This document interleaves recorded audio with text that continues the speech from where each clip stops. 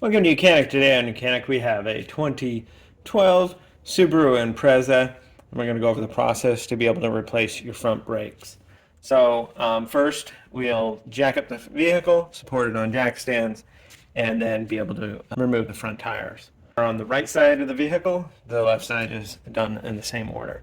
So with the vehicle up in the air, tire removed, now we can gain access to be able to remove the two bolts that hold the caliper to the carrier, and these are a size 14. And we also need to depress this caliper just a little bit so that when we try to remove this, we'll be able to pull it out. So we're replacing the rotor, so we're not really worried about what damage we can do to it. But you can put a screwdriver in here and pull on it a little bit.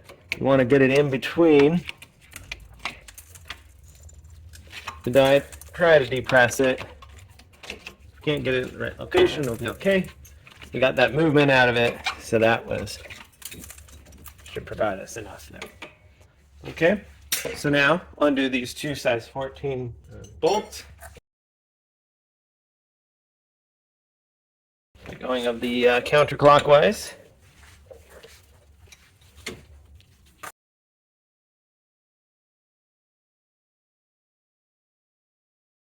All right, so with those two bolts removed, now we can remove this caliper from the carrier.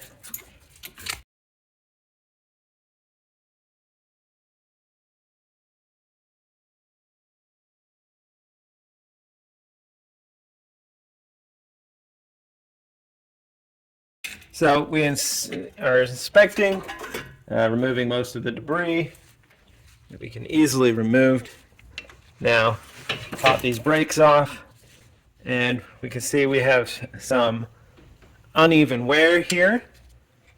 So clearly this glide pin here is not functioning as well as it should.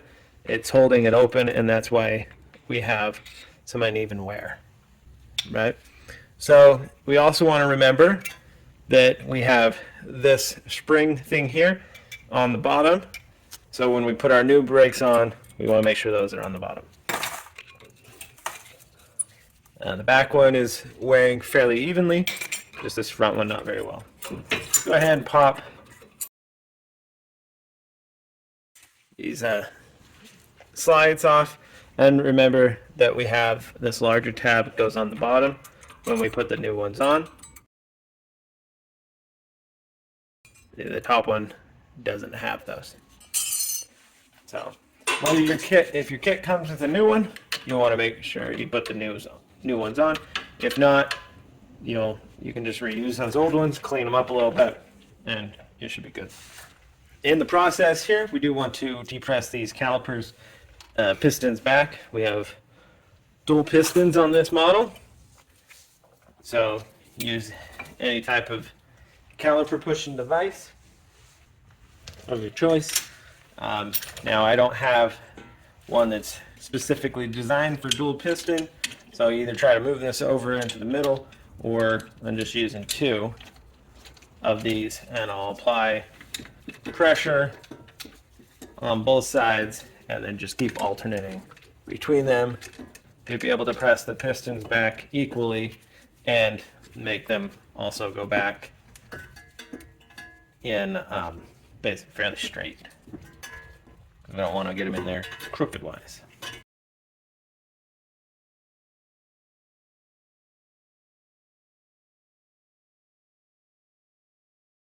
And this should go back without a major amount of resistance. If you have a lot of resistance, you're going to probably be looking into a new caliper, because it's not being able to go back like it's supposed to.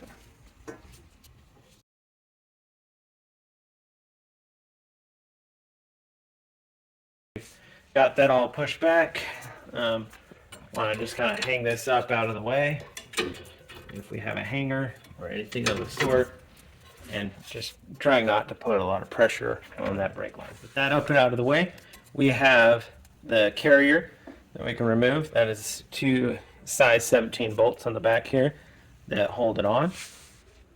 And we can see this glide pin definitely isn't as smooth as this top one, and that's why we're getting uneven wear. We're going to go ahead and fix this right now before we go ahead and do remove the carrier to be able to get the rotor off. So you're going to inspect this, and we're going to clean off the grease, the old grease, and then put on new. Inspect why, maybe it wasn't sliding in and out. It could be that this boot is torn or broken. New boot's on there. I mean, it has this rubber dampener here, but just maybe not doing as much resistance. I always like to make sure I get a bit of grease down here, and it'll help seal out the water. Once all lubed up, then be able to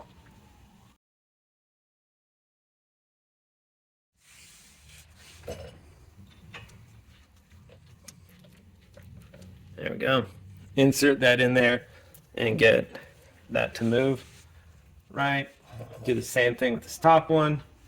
And you see we have a bit of rust that has accumulated on the top here. So we'll clean it off and then use some wire brush or a screwdriver to get all that rust portion off of the top so that it can work better, or unless you are going to put in new glide pins.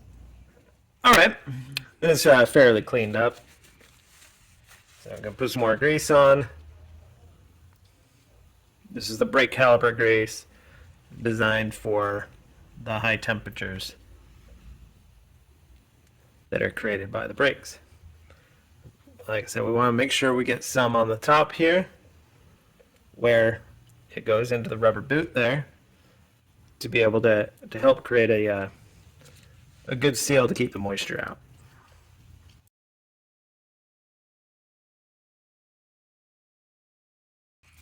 All right, so we want to remove the two bolts to hold this carrier on, and that way we can remove the rotor to replace it. And so we need a size 17 millimeter to get on there and to be able to remove that.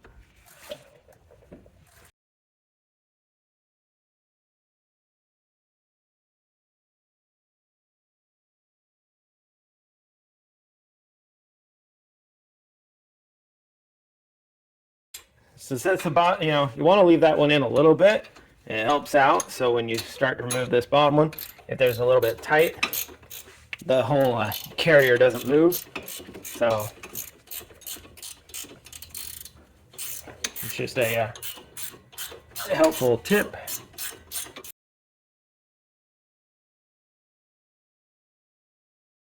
There we go. So the bolts have been removed where we can remove this carrier. Clean the components off here with a little bit of a wire brush so that when we put the new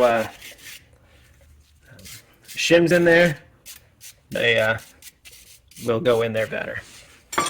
So this rotor seems to be coming right off, so no need to use a hammer, but depending on how corroded this is to it, you may need a hammer to get it off. Got a lot of debris here and a lot of rust. So you want to clean this off a little bit.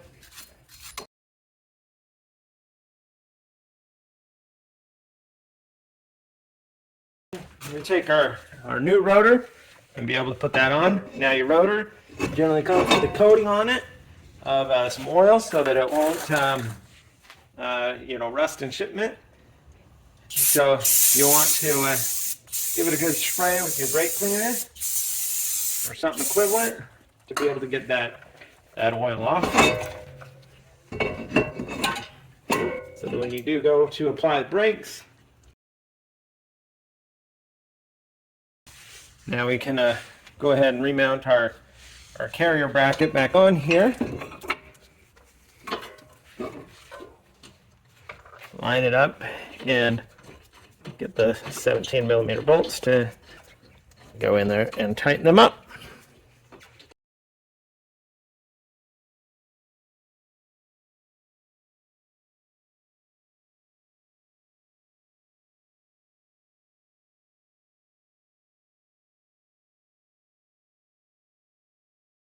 All right, those are tightened up. Now we can go ahead and load up this caliper with the shims and the brakes and get ready to be able to, or I said this carrier with the shims and the brakes, then be able to put the caliper on. We have our shims here. Like I said, we note that the ones with the big tabs, those go on the bottom. Just press them into place. Then we have the one for the top. And we're going to take our brakes, get it to have that bend that goes with it, and note that we have our wear sensor and this little spring tab is mounted on the bottom. And that's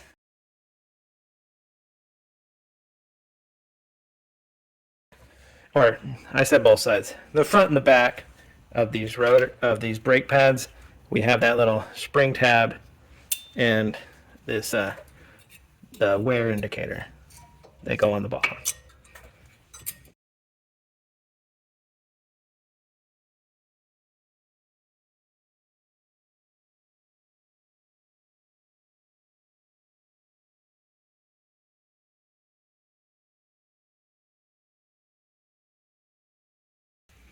All right, we're good there. We have our brakes are aligned into the shims, and now we can go ahead and put our caliper unit back on there.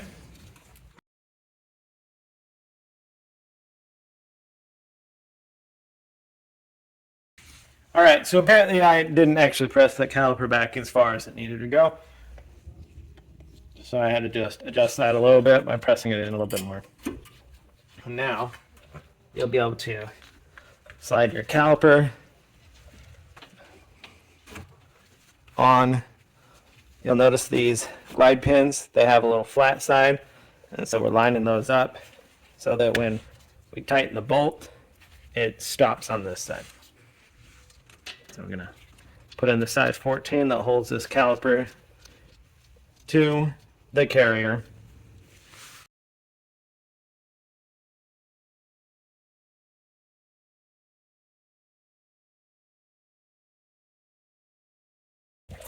And that's it. That's your replacement of your front brakes and rotor on a 2012 Subaru Impreza.